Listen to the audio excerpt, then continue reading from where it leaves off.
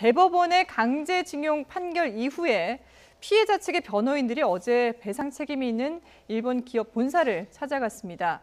그런데 말 그대로 문전박대를 당하고 돌아왔는데요. 변호인 측의 입장 들어보겠습니다. 비겁하다고 생각이 드는데요. 직원이 내려와서 저희랑 얘기를 해야죠.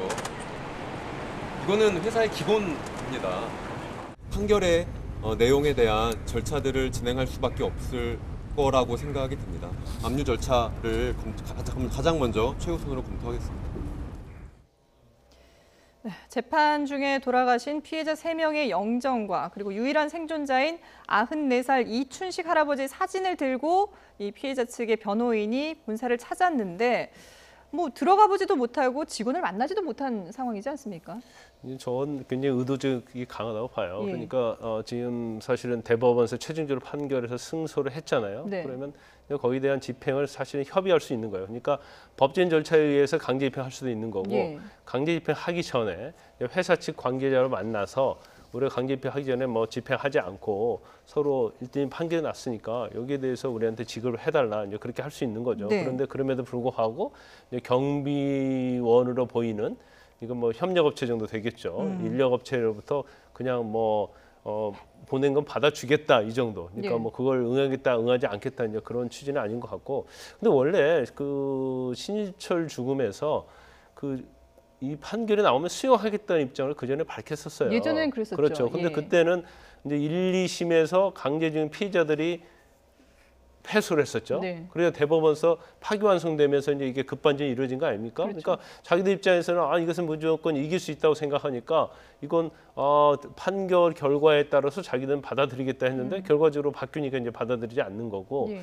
이거 자체는 아마 저 정도의 어떤 신인철 죽음 정도의 회사라고 하면 사실 4억이라는 돈이 큰 돈 아니거든요. 예. 그러면 사실 주면 되는데 저는 이제 두 가지 의미가 있다고 봐요. 일단 여기서 졌기 때문에 자기들의 어떤 불법 행위가 인정이 된 거 아니겠습니까? 예. 그리고 지금 강제징용 피해자 이분들 말고도 또 앞으로도 소송이 들을 분들이 굉장히 많거든요. 예. 그러니까 그거에 대한 의식. 그다음에 두 번째는 아마 근본적인 것은 일본 정부와 좀 관련이 있지 않나 그렇죠. 싶습니다. 예. 일본 정부에서 이걸 굉장히 잘못된 판결, 부당한 판결이라고 그렇게 주장을 네네. 하고 있기 때문에 이걸 만약에 배상을 하게 되면 결과적으로 자기의 어떤 불법 행위를 자인하게 되는 거기 때문에 일본 정부에서도 이걸 의도적으로 막고 있지 않나 싶어요. 예. 그래서 결국은 이러한 현상이 일어난 거라고 봅니다. 예. 실제로 일본 정부에서 이런 그 기업들에게 배상을 하지 말라라는 얘기를 전했다는 의사를 전했다는 그런 보도도 나오고 있는데, 근데 지금 신일철 죽음의 대응을 본다면은, 그러니까 예전 이름이 신일본제철이죠. 배상 의지가 전혀 이제 없어 보이는 상황 아니겠습니까? 지금 문전박대를 하고 있는 상황이고, 그래서 피해자 그 변호인 측이 일단 한국 내에 있는 재산을 압류하겠다라는 의사를 밝혔는데, 구체적으로 이러려면 어떤 절차를 이제 앞으로 거쳐야 되는 건가요? 일단은 어떤 재산인지 확인을 해야 되겠죠. 지금 이제 알려진 바에 의하면 포스코랑 같이 그렇죠. 합작을 만든 PNR이라고 하는 회사가 거기에 주식의 30%가 보유하고 있다고 하니 그 재산에는 확인을 먼저 한 다음에 네. 그 재산 확인을 하고 그 다음에 거기에 대한 그래서 사실은 좀 그 협의하려고 간 건데 예.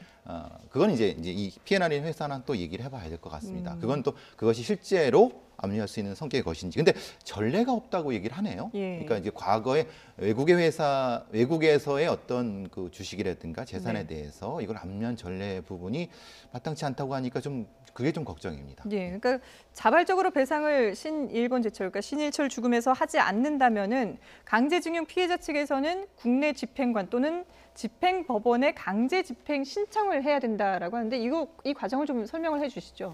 일단 이제 두 가지 방법이 있죠. 그러니까 우리나라 내에 신일철 죽음에 어떤 재산이 있다고 하면 네. 저는 개인적으로 볼 때 강제 입행하는데 별 문제가 없다고 봐요. 그런데 지금 언론에 나온 바에 의하면 이제 첫 번째는 이제 포스코에 대한 주식을 가지고 있는데 예. 이거에 대해서 직접 가지고 있는 게 아니고 그 미국에 있는 이제 펀드를 통해서 가지고 있다고 그럽니다. 네. 근데 그렇다고 하면 이것은 어려울 것 같아요. 왜냐하면 펀드에서 미국 펀드에서 돈을 받아서 회사 주식을 가지고 있으면 사실 펀드 내 자산이고 예. 그 회사 자산이거든요.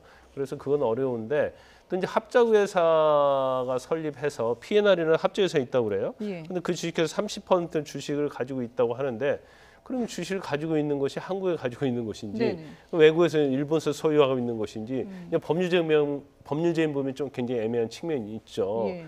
그렇지만 적어도 지금 신일철 주금하고 이 P&R 회사하고 어떤 관계성 이것이 좀 굉장히 좀 잘 살펴봐야 할 것 같아요. 네네. 그런데 저는 개인적으로 볼 때는 신일본제철이고 그다음에 변경이 돼서 신일철 주금이 나왔는데 네. 적어도 한국에서 4억 이상의 재산이 있지 않을까 싶습니다. 예. 왜냐하면 한국에서 사업을 해야 하니까. 그렇다고 한다면 재산에 대해서 잘 찾아보면 네.